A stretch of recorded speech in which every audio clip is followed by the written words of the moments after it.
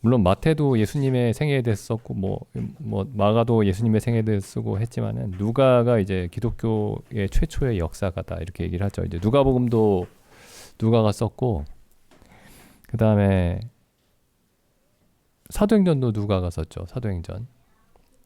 그러니까 예수님의 생애와 그다음에 그 초대 교회의 역사에 대해서 누가가 처음으로 이렇게 기록을 했죠. 근데 누가가 이 글을 쓰는 방식이 역사가들이 글을 쓰는 방식이에요. 역사가들이. 뭐 역사에 대해서 쓴다고 해서 다 역사적인 글이 되는 게 아니고 이 누가가 역사가인 이유가 뭐냐면은 이 누가복음 1장에 보시면은 1장 1절에 보시면은 우리 중에 이루어진 사실에 대하여 처음부터 말씀의 목격자 되고 여기 말씀은 이제 예수님이죠. 예수님을 가리키죠. 우리 중에 이루어진 사실에 대하여 처음부터 말씀의 목격자 되고 말씀의 일꾼된 자들이 전하여 준 대로 내력을 저술하려고 붓을 든 사람이 많은지라. 그러니까 지금 예수님에 대해서 글을 쓴 사람들이 많았던 겁니다. 글을 쓴 사람들이. 근데 그 예수님에 대해서 글을 쓴 사람들이 어떻게 글을 쓰게 되었냐면은 예수님을 직접 목격했던 사람들 그리고 예수님과 함께 일했던 사람들이 전하여 준 대로 글을 썼다는 거죠. 그러니까 지금 여기서 보면은 이 누가복음 1장 2절을 보면은 우리가 알 수 있는 사실이 누가가 지금 이 사람들이 쓴 글을 다 읽었구나. 다 검토를 해본 겁니다. 다. 예수님의 제자들이 한 얘기를 듣고 예수님의 생애에 대해서 글을 쓴 사람들이 많이 있었는데 그걸 다 검토를 한 겁니다. 그걸 다 검토를 하고 3절에 보면은 그 모든 일을 처음부터 자세하게 살펴보았다. 이렇게 돼 있죠. 그 모든 일을 처음부터 자세히 살펴보았다. 처음부터 자세히 살펴본 나도 데오빌로 각하에게 차례대로 시간 순서대로 써보내는 것이 좋은 줄로 알았노니 이는 각하의 그 배운 바의 확실함을 알게 하려 함이로라. 이게 이제 역사가들이 글을 쓰는 방식이죠. 어떤 주제에 대해서 쓰여진 글들을 다 검토를 하고 그것들을 자세히 미루어 살펴본 다음에 글을 쓰는 겁니다. 근데 이제 이 글을 쓴 목적에 대해서 이렇게 얘기를 하죠. 4절에 이는 각하가 배운 바 그러니까 복음을 배웠죠. 복음. 예수 그리스도의 복음을. 그 배운 바가 확실함을 알게 하려 함이로라. 그러니까 기본적으로 성경에 대한 지식은 역사에 대한 지식입니다. 역사. 하나님이 그 자기 백성들 이스라엘 백성들 가운데서 일하신 역사 그리고 지금 예수님이 오셔서 행하신 일들 그리고 초대교회 성령이 오셔서 하신 일들 이런 일들을 역사를 아는 게 이제 알아야만 이 4절에 그 배운 바 확실함을 알 수가 있는 거죠. 굉장히 그 심사숙고해서 쓴 글입니다. 이 누가가 물론 다른 책들도 다 마찬가지지만요. 그래서 이제 누가복음이 이렇게 시작이 되고 이제 사도행전 1장에 보면은 지금 누가복음이 데오빌로에게 쓴 거죠. 데오빌로에게 누가가 데오빌로에게 1장 3절에 보면 데오빌로 각하에게 썼다 이렇게 돼 있죠. 사도행전 1장 1절에도 보면은 데오빌로여 하면서 이제 똑같은 사람에게 누가가 글을 쓴 겁니다. 데오빌로여 내가 먼저 쓴 글에는 그러니까 누가복음이죠. 내가 먼저 쓴 글에는 무릇 예수의 행하시며 가르치시기를 시작하신부터 그의 택하신 사도들에게 성령으로 명령하시고 승천하신 날까지의 일을 기록하였노라. 그리고 이제 새로운 그 이후에 이루어지는 사건에 대해서 이제 사도행전에서 이제 쓰기 시작하죠. 다시 이제 누가복음에 돌아와 보시면은 이 누가가 이제 특히 일어난 사건의 어떤 시점에 대해서 굉장히 정확하게 밝히려고 하고 있습니다. 일어난 시점에 대해서. 그래서 이제 1장 5절에 보시면은 뭐 우리는 지금 이 유대인들이 어떤 순서로 제사장들이 어떤 순서로 하나님을 섬겼는지 이 당시에 우리가 이제 잘 알지 못하지만은 여기 1장 5절에 보시면은 이렇게 되어 있습니다. 유대 왕 헤롯 때에 아비야 바냐, 그러니까 유대 왕 헤롯은 지금 성경에 나와 있죠. 성경에 나와 있는 왕이죠. 근데 세속 역사에도 나와 있습니다. 로마 역사에 보면 헤롯 왕이 나와요. 헤롯 대왕이 나옵니다. 그러니까 찾아보면 이때가 언제쯤인 줄 알 수가 있어요. 헤롯 대왕. 유대 왕 헤롯 때에 아비야 바냐에 제사장 하나가 있으니 이름은 사가랴요. 그 아내는 아론의 자손이니 이름은 엘리사벳이라. 그래서 이 사가랴라는 그 제사장이 있고 그 아내 이름이 엘리사벳이죠. 근데 이 제사장이 아비야 바녀이라고 되어 있습니다. 아비야 바녀. 8절에 보시면 마침 사가랴가 그 바녀의 차례대로 제사장의 직무를 하나님 앞에서 행할세. 그래서 사가랴라는 제사장이 자기 순서가 되니까 제사장의 직무를 하나님 앞에서 행했다 이렇게 되어 있습니다. 이 역대상에 보면은 24장에 보면은 이제 그 아비야 바녀에 속한 제사장이 하나님을 섬기는 때가 언제인지가 나와 있어요. 그래서 이 헤롯 대왕 때에 아비야 바녀의 제사장이 언제 하나님을 섬기는지를 찾아보면은 그걸 계산을 해보면 이때가 정확하게 언제인지가 나옵니다. 1장 5절에 이 사건이 언제인지가 나와요. 굉장히 구체적으로 나옵니다. 굉장히 구체적으로. 그런데 뭐 이런 생각이 들 수 있어요. 저도 옛날에 이거 왜 그냥 BC 몇 년에 이렇게 썼으면 좋았을 텐데 왜 이렇게 써 있을까? 기원전 몇 년에 뭐 이렇게 써 있으면 좋을 텐데 왜 이렇게 써 있을까? 뭐 서기 몇 년에 이렇게 누가가 좀 그렇게 쓰지. 처음에 성경 읽을 때 그렇게 생각했습니다. 그렇게 생각하면 안 되겠죠. 서기라는 게 생긴 게 한참 뒤죠. 이후죠. 그러니까 서양의 기원이죠. 서기가 그러니까 예수님이 탄생하신 이후를 서기라고 부르죠. 서기. 그죠?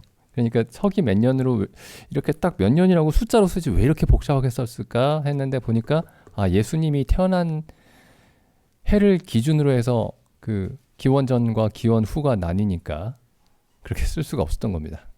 그러니까 고대 역사가들은 다 이렇게 썼어요. 그때 중요한 정치 그 왕들, 그때 당시에 중요한 그 왕들의 이름을 가지고 혹은 그때 당시에 중요했던 그 관료들의 이름으로 그 시기를 그때를 표현을 했던 겁니다. 그래서 여기 보면은 유대 왕 헤롯 때에 아비야 바녀의 제사장이 제사장 직무를 하나님 앞에 섬길 때에 인 겁니다. 이게 그 헤롯 대왕 여기서 말하는 지금 헤롯 왕이 예수님을 죽이려고 했던 헤롯 왕이죠. 그 아기 예수를 이 사람이 이제 기원전 37년부터 기원전 4년까지 이 왕이었다고 합니다. 기원전 37년부터 기원전 4년까지. 근데 이 사람이 이제 아기 예수를 죽이려고 했던 사람이죠. 그러니까 예수님이 태어나신 때가 그러니까 사람들이 흔히 알기로는 그냥 기원 전, 기원 후를 나누는 게 이제 1년이라고 생각을 하죠. 1년. 0년은 없고 1년이죠. 그러니까 예수님이 태어나신 때가 서기 1년이다. 이렇게 생각을 했는데 서기 1년일 수가 없죠. 이 헤롯 대왕이 예수님을 죽이려고 했으니까요. 그러니까 아주 늦어도 기원전 4년 이전에 예수님이 태어나신 걸로 봐야 되겠죠. 그래서 보통 이제 기원전 5년이나 5년쯤에 예수님이 태어나신 걸로 이렇게 봅니다. 기원전 5년에. 그래서 이제 이 성경에서 어떤 역사적인 그 시점을 그 찾아낼 때 이제 이런 방식으로 찾아내는 거죠. 왕과 관료의 이름으로 찾아내는 겁니다. 그리고 2장에 보면은 예수님이 태어나실 때를 또 짐작할 수가 있는데 여기 처음에 나오는 이 사가랴와 엘리사벳이 세례 요한의 부모죠. 세례 요한의.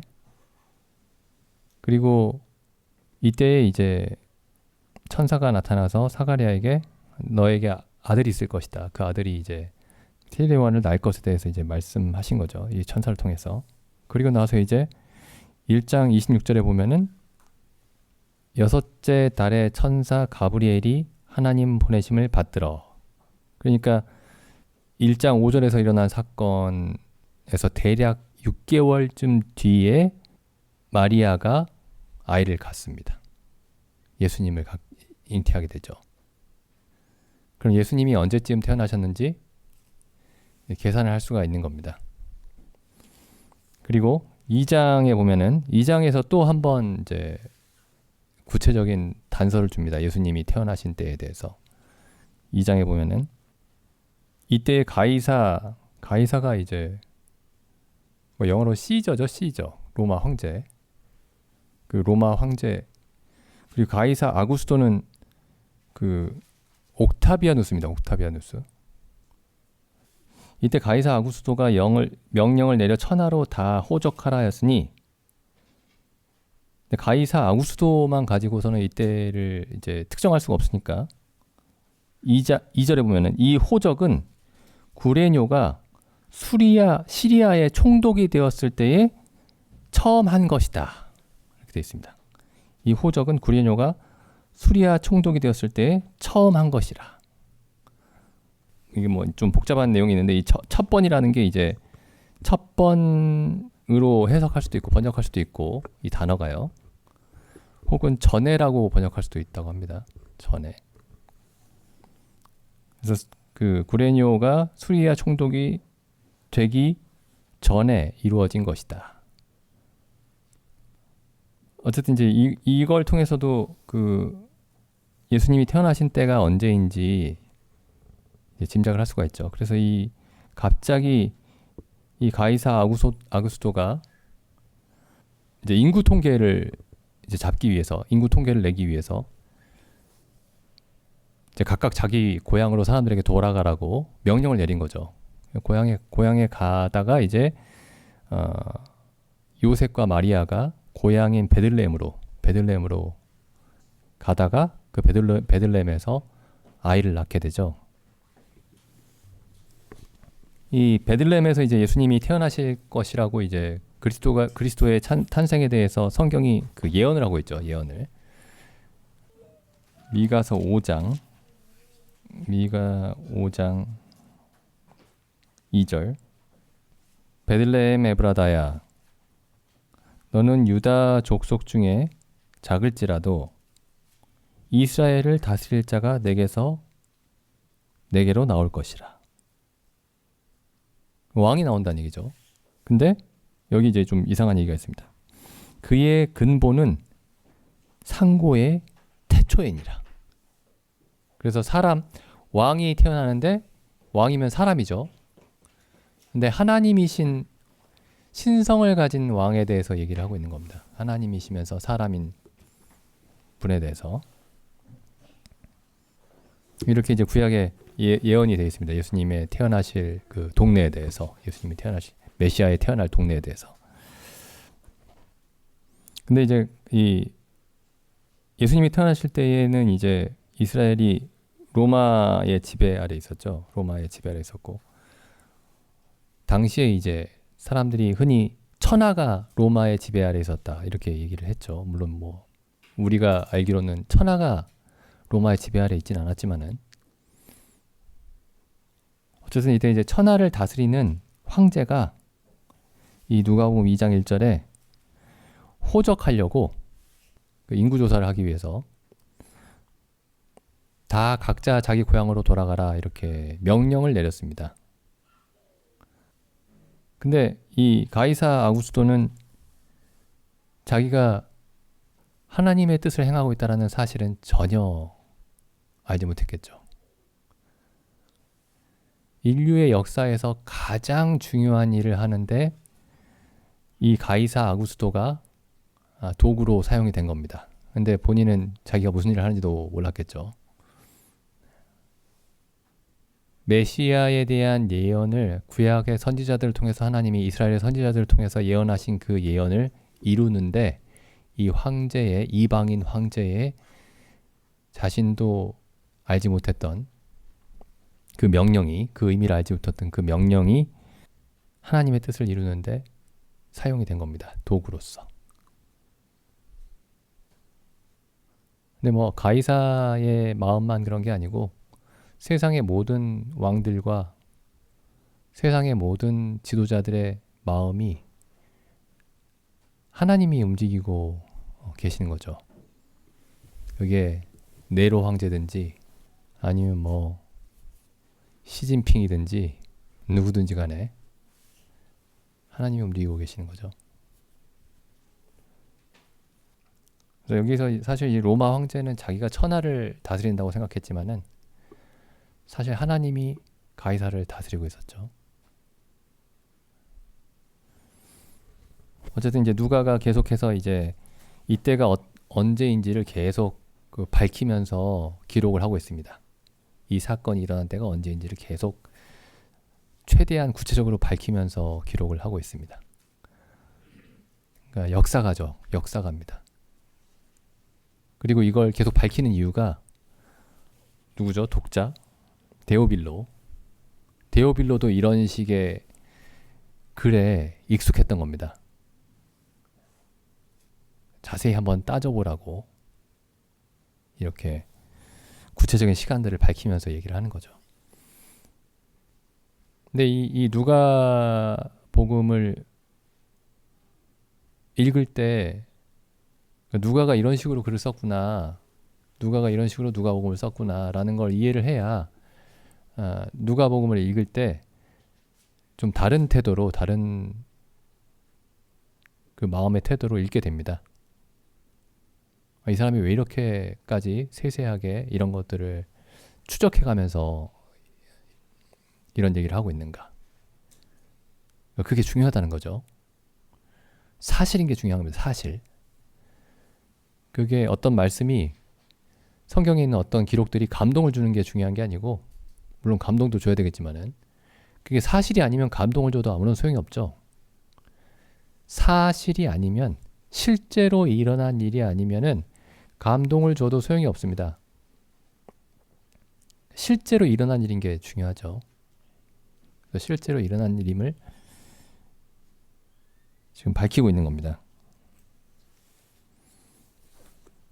여기 누가복음 아까 처음 시작할 때 1장 3절에 그 모든 일을 근원부터 자세히 미루어 살폈다 이렇게 얘기를 하죠. 누가가 그 모든 일을 근원부터 자세하게 미루어 살펴서 내가 이 글을 썼다 이렇게 얘기하는데, 우리가 읽을 때에도 근원부터 모든 일을, 예수 그리스도에 관한 모든 일을, 혹은 하나님이 사람들 가운데서 행하신 모든 일을 근원부터 자세하게 미루어 살피는 것이 성경을 읽는 사람의 어떤 태도입니다. 성경을 읽는 올바른 방식이에요. 그게 자세히 미루어 살펴보는 겁니다. 모든 일을.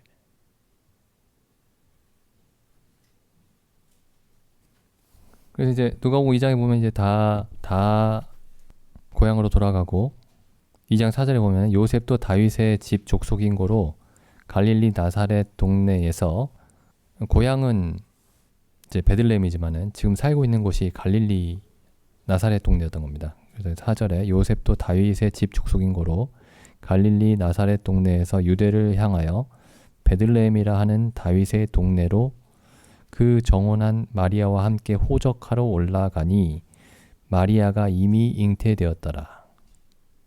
거기 있을 그때에, 이제 베들레헴에 있을 그때 해산할 날이 차서 맏 아들을 낳아 강보로 싸서 구유에 뉘었으니 이는 사관에, 여관이죠. 여관에 있을 곳이 없음이로라. 예, 생각해보면 굉장히 놀라운 어떤 기록입니다. 이 7절이. 예수님이 하나님이시죠. 창조주시죠. 사람이 되어 오셨습니다. 근데 세상이 사람이 되어 오신 그리스도를 모실 때 어디에 모셨냐면은 여관의 제일 좋은 방에 모셔야 되는데 말 구유에다가 모셨죠. 근데 지금도 이제 유대인들이 결국에는 그래서 예수님이 처음에 세상에 오셨을 때는 헛간에, 그러니까 짐승들이 있는 곳이죠. 짐승들이 있는 곳입니다. 사람이 있는 곳이 아니에요. 짐승들이 있는 곳. 뭐 냄새 나고 춥고 뭐 이런 곳이죠. 거기에 만유의 주를 거기에 모셨다가 결국엔 십자가에 못 박았죠. 근데 지금도 마찬가지입니다. 지금도 예수님께 가장 좋은 자리를 드려야 되는데 우리 삶에서도 마찬가지고요.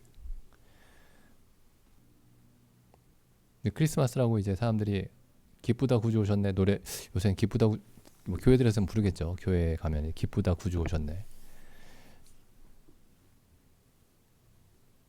근데 정작 그 교회 안에 그리스도께서 계셔야 할 자리에 그리스도가 계시는지,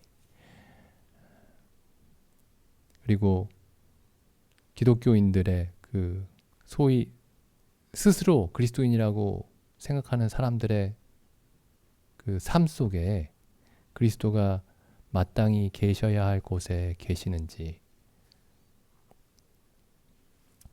근데 보니까 이게 굉장히 상징적인 어떤 그림인 것 같습니다. 이 예수님 태어나셨을 때가 여관에도 자리를 내주지 않고 밖에다가 거절한 거죠, 거절.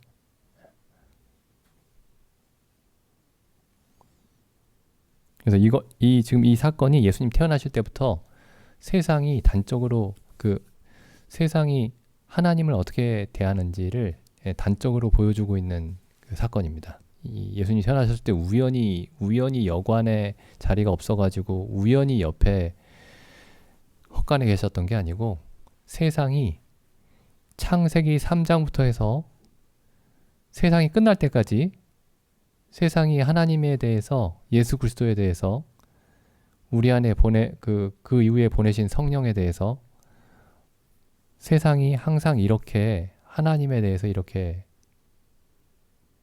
대하고 있고, 지금 여기가 어디냐면은 옛날에 무슨 삼국시대에 우리나라에 오신 게 아닙니다. 그러면 당연히 이렇게 하는 게 맞죠. 우리나라 사람들은 그 당시에 하나님에 대한 지식이 없으니까요. 근데 어디에 오셨냐면은 2000년이 넘게 하나님을 아노라, 우리만이 하나님을 안다라고 자부했던 유대 민족에게 오셨습니다. 이스라엘 민족에게. 그러니까 우리는 하나님의 말씀도 가지고 있고, 우리는 그리스도에 대한 예언도 가지고 있고, 우리가 하나님을 위해서 열심도 있고, 이런 사람들에게 오셨는데 그 하나님을 이렇게 대접을 한 거죠. 이게 굉장히 아이러니한 상황입니다. 이 상황이. 하나님을 가장 잘한다고 하는 민족에게 오셨는데 하나님을 가장 모셔서는 안 되는 곳에 모시게 된 거죠.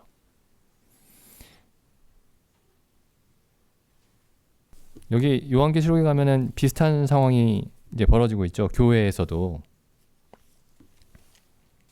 요한계시록 3장에 보시면은 3장 19절, 물은 내가 사랑하는 자를 책망하여 징계하노니 그러므로 내가 열심을 내라.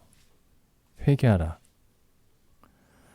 볼지어다 내가 문 밖에 서서 두드리노니 누구든지 내 음성을 듣고 문을 열면 내가 그에게로 들어가 그로 더불어 먹고 그는 나로 더불어 먹으리라. 옛날에는 제가 옛날에 어렸을 때 교회 다닐 때 대학 시절이나 이런 보면은 이 찬송가를 맨날 불렀는데, 볼지어다 내가 문 밖에 서서 두드리노니, 굉장히 좋은 찬송인 줄 알았어요. 근데 보니까 이게 불신자들의 문 밖에 서 계신 게 아니고 교회 문 밖에 서 계시는 거죠, 지금. 그죠? 이게 우리는 그리스도인이 아닙니다라고 하는 사람들의 문 밖에 서 계신 게 아니고 라오디게아 교회 14절 라오디게아 교회의 밖에 서 계십니다. 여기 라오디게아 교회가 이제 그러니까 우리는 교회고 그러면 교회면은 교회 안에 그리스도가 계시죠. 그러니까 이 사람들이 생각하기를 우리 안에 그리스도가 계신다라고 생각을 했던 겁니다. 어느 정도로 생각을 했냐면은 17절에 네가 말하기를 나는 부자라 부유하여 부족한 것이 없다. 그리스도께서 우리가 그리스도의 은혜 가운데 있고 그리스도의 사랑을 알고 있고 그리스도께서 우리를 돌보아주고 계시고 우리는 그리스도로 말미암아 평안하고 뭐 이렇게 생각을 했던 거죠. 쉽게 얘기하면은 내가 말하기를 나는 부자라 부유하여 부족한 것이 없다 하나 그런데 주님이 이렇게 말씀하십니다. 내 곤고한 것과 가련한 것과 가난한 것과 눈먼 것과 벌거벗은 것을 알지 못하도다. 어떻게 그 상황을 인식하는 게 이렇게 실제하고 정반대로 인식할 수가 있죠? 그 실제보다 조금 떨어지게 인식할 수는 있어요. 예를 들면 내가 한 50점밖에 안 되는데 내가 한 70점 된다 이렇게 생각할 수 있죠. 근데 이 사람은 지금 이 교회는 정반대로 인식하고 있습니다. 정반대로.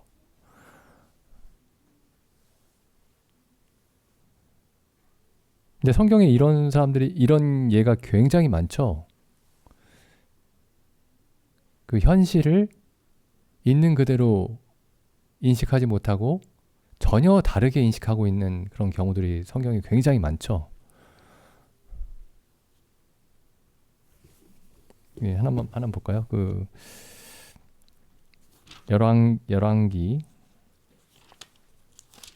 그 사무엘하입니다. 사무엘하. 그 11장 12장에서 일어난 일이죠. 11장에서 이제 다윗의 이제 군대가 전쟁을 하러 나갔는데 다윗은 이제 전쟁에 같이 참여하지 않고 궁에 홀로 남아 있었습니다. 그러다가 밧세바를 보게 되죠. 우리아의 아내 밧세바를. 그래서 우리아는 전쟁에 나가 있는데 밧세바와 동침을 합니다. 그래서 이제 밧세바가 아이를 갖게 되죠. 그 사실이 탄로날까봐 우리아를 죽이죠. 근데 12장에 이제 하나님이 선지자 나단을 보냅니다. 12장에서 선지자 나단을 다윗 왕에게 보내십니다. 그래서 다윗의 그 잘못을 죄악을 깨닫게 하시기 위해서 뭐 잘 아시는 내용이지만 한번 읽어보겠습니다. 12장 1절 여호와께서 나단을 다윗에게 보내시니 와서 저에게 이르되 이제 나단이 이제 어떤 비유를 얘기를 해요. 한 성에 두 사람이 있는데 하나는 부자이고 하나는 가난하니 그 부한 자는 양과 소가 심이 많으나 가난한 자는 아무것도 없고 자기가 사서 기르는 작은 암양 새끼 하나뿐이라. 그 암양 새끼는 저와 저의 자식과 함께 있어 자라며 저의 먹는 것을 먹으며 저의 잔에서 마시며 저의 품에 누움으로 저에게는 딸처럼 되었거늘 어떤 행인이 그 부자에게 오매 부자가 자기의 양과 소를 아껴 자기에게 온 행인을 위하여 잡지 아니하고 가난한 사람의 양 새끼를 빼앗아다가 자기에게 온 사람을 위하여 잡았나이다. 5절 보시면 이게 지금 여기 부자가 다윗이고 이 가난한 자가 이제 우리아입니다. 우리아. 이게 비유로 얘기를 한 건데 이제 다윗이 알아듣지 못해요. 12장 5절에 보면 다윗이 그 사람을 크게 노하여 나단에게 이르되 여호와의 사심을 가리켜 맹세하노니 이 일을 행한 사람은 마땅히 죽을 자라. 저가 불쌍히 여기지 않고 이 일을 행하였으니 그 양 새끼를 4배나 갚아주어야 하리라. 다윗이 이 얘기를 듣고 그 부자에게 엄청나게 이제 진노를 합니다. 근데 사실 자기였어요.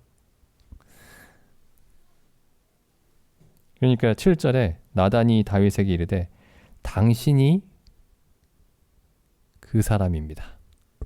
이렇게 얘기하죠. 그러니까 자기 얘기를 하고 있는데 자기 얘기인지 모르는 거예요. 다윗 같은 사람이 그렇습니다. 다윗 같은 사람이. 다윗같이 하나님 마음에 합했던 사람이 어떤 이 순간에 자기가 어디에 서 있는지, 하나님 앞에서 어디에 서 있는지 전혀 알지 못하던 그런 순간이 있었던 겁니다. 여기 앞에 또 가보시면은 사무엘상에 가보시면은 사무엘상 15장에 가보시면 이제 그 하나님이 사울 왕에게 아말렉을 진멸하라고 명령하시죠. 근데 잘 아시듯이 이제 아말렉을 진멸하지 않고 이 15장 9절에 보면은 사무엘상 15장 9절에 보면 사울과 백성이 그 아말렉 왕인 아각과 그 양과 소의 가장 좋은 것 또는 기름진 것과 어린 양과 모든 좋은 것을 남기고 진멸키를 즐겨 아니하고 가치 없고 낮은 것만 진멸했습니다. 그러니까 좋은 거는 놔두고 무가치한 것만 진멸했습니다. 그리고 이때 이제 선지자 사무엘이 오죠. 사무엘이 왔습니다. 사무엘이 오니까 이 13절에 사무엘이 사울에게 이른즉 사울왕이 그에게 이르되 원컨대 당신은 여호와께 복을 받으소서. 내가 여호와의 명령을 행하였나이다. 지금 사울왕은 여호와의 명령을 행하지 않았습니다. 근데 내가 여호와의 명령을 행하였나이다 라고 얘기를 하죠. 14절에 사무엘이 가로되 그러면 내 귀에 들려오는 이 양떼의 소리와 내게 들리는 이 소의 소리는 어찌미니까? 양과 소를 다 진멸해야 되는데 그 양의 소리와 소의 소리가 들리는데 어떻게 된 겁니까? 15절 사울이 가로되 그것은 무리가 아말렉 사람에게서 끌어온 것인데 백성이 당신의 하나님 여호와께 제사하려 하여 양과 소의 가장 좋은 것을 남김이요 그 외의 것은 우리가 당신의 말씀대로 진멸하였나이다. 계속 여호와의 명령을 행했다라고 얘기를 하는 거죠. 그러니까 16절에 갑자기 사무엘이 이렇게 얘기합니다. 사울에게 이르되 가만히 계시옵소서. 이게 무슨 말일까요? 가만히 계시옵소서. 말하기를 멈춰라. 이렇게 얘기한 거죠. 그 다음에 17절에 보면은 사무엘이 가로되 왕이 스스로 작게 여길 때에 이스라엘 지파의 머리가 되지 아니하셨나이까. 여호와께서 왕에게 기름을 부어 이스라엘 왕을 삼으시고 또 왕의 길로 보내시며 이르시기를 가서 죄인 아말렉 사람을 진멸하되 다 없어지기까지 치라 하셨거늘 어찌하여 왕이 여호와의 목소리를 청종치 아니하고 탈취하기에만 급하여 여호와께서 악하게 여기시는 것을 행하였나이까. 또 이렇게 이제 지적을 합니다. 죄악을. 불순종했음을 지적을 하니까 사울이 어떻게 얘기하냐면은 사울이 사무엘에게 이르되 나는 진실로 여호와의 목소리를 청종하여 여호와께서 보내신 길을 가서 아말렉 왕 아각을 이끌어왔고 아말렉 사람을 진멸하였으니 그래서 나는 진실로 여호와의 목소리를 청종했습니다. 이렇게 또 얘기를 하죠. 여기 이제 다윗이랑 다른 면이 나타나는데 다윗은 내가 진실로 하나님 앞에서 죄를 범하였나이다. 이렇게 바로 회개를 하죠. 나단이 지적했을 때. 여기서 사울은 나는 진실로 하나님의 명령을 행했습니다. 이렇게 얘기를 하죠. 사실 좀 두려운 어떤 말씀들입니다. 이 말씀들이. 왜냐면 우리가 올바른 길을 가고 있다라고 확신할 때 정반대의 길을 가고 있을 수도 있다라는 거잖아요. 우리가 하나님의 뜻을 행하고 있다라고 확신하면서 가는데 하나님의 뜻이 아닐 수도 있다라는 거잖아요. 그렇죠? 이게 어떤 우리가 흔히 생각하는 굉장히 어리석은 사람들의 예로 이런 얘기들을 기록하고 계신 게 아니고 굉장히 뛰어난 사람들의 이야기로 이런 잘못들에 대해서 기록하고 계십니다. 그러니까 우리가 사울 하면은 이게 하나님이 버리신 왕 해서 이제 되게 쉽게 생각할 수가 있지만은 이 인간적으로 봤을 때 엄청나게 뛰어난 사람이죠.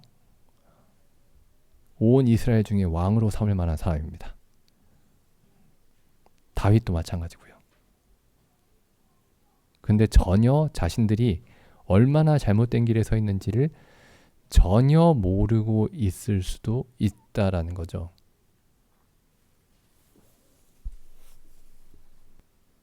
그래서 우리가 이제 질문을 이제 항상 이걸 좀 질문을 해봐야 됩니다. 항상 뭐 한 번 해서 될 질문이 아니고 평생 어쩌면은 그리스도께서 우리 내 삶 속에서 계셔야 할 곳에 계시는가. 그러니까 나 예수님 믿고 예수님이 하나님의 아들인 거 믿고 예수님이 나의 죄를 위해서 죽으신 거 믿고 다 중요한 얘기죠. 중요한 얘기지만은 그러니까 예수님을 인정한다. 뭐 성경에 나오는 이야기들을 인정한다. 그게 중요한 게 아니고 예수님이 우리 삶에서 계셔야 할 곳에 계시는가?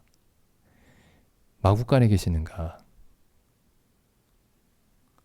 아니면 보좌에 앉아 계시는가?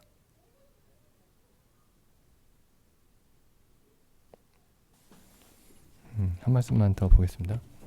잠언 16장 2절. 사람의 행위가 자기 보기에는 모두 깨끗하여도 심지어 모두 깨끗하다 할지라도 여호와는 심령을 감찰하시느니라. 그 다음에 또 비슷한 말씀이 옆에 있죠. 25절에 어떤 길은 사람의 보기에는 바르나 필경은 뭐죠? 반드시 사망의 길이니라.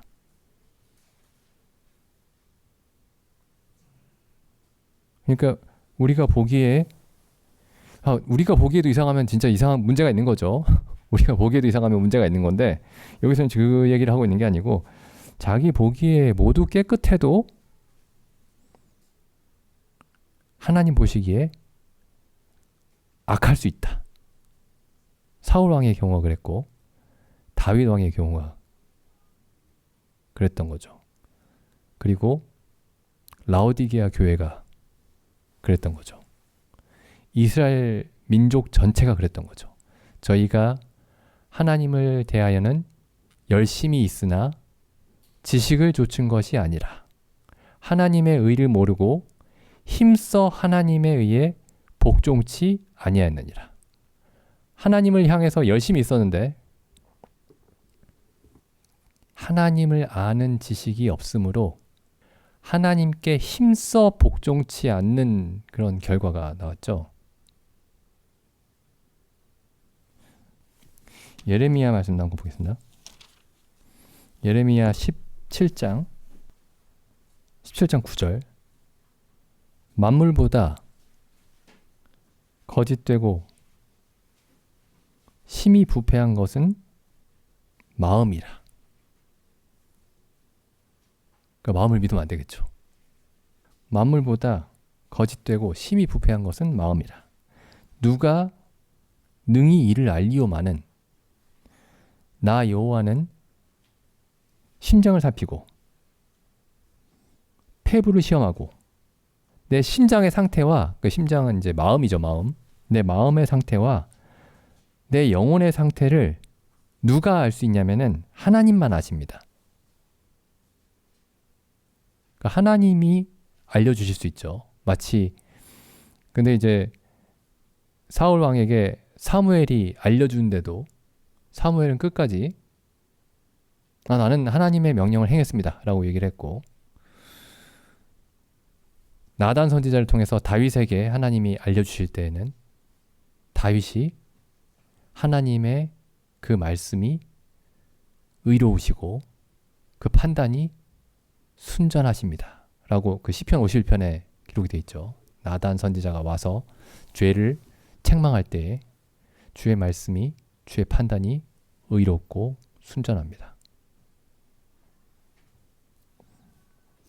히브리서 말씀 가겠습니다. 히브리서 4장 12절입니다.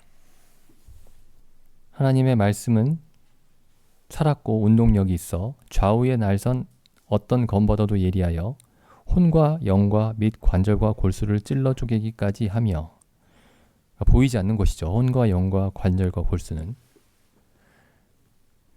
보이지 않는 곳은 하나님의 말씀만이 들여다볼 수가 있습니다. 우리가 스스로 들여다볼 수는 없고, 또 마음의 생각과 뜻을 감찰하나니 지으신 것이 하나라도 하나님 앞에 나타나지 않음이 없고 오직 만물이 우리를 상관하시는 자의 눈앞에 벌거벗은 것 같이 드러나느니라. 그래서 말씀이 우리의 마음의 생각과 뜻이 어떤 것인지를 알려주십니다. 말씀이, 기록된 말씀이. 그러니까 이걸 돌려서 얘기하면은 말씀이 없으면 우리가 어디에 서 있는지도 모른다는 거죠.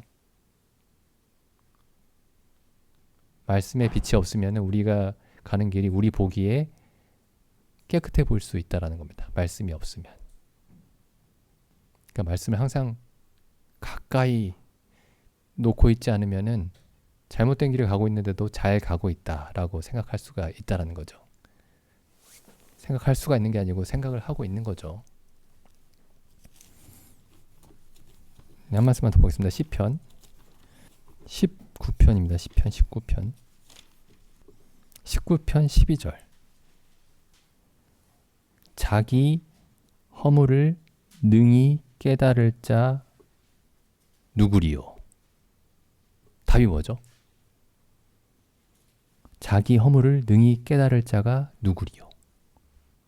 답은 안 나와 있지만은 여기 그 함축이 돼 있죠. 없다.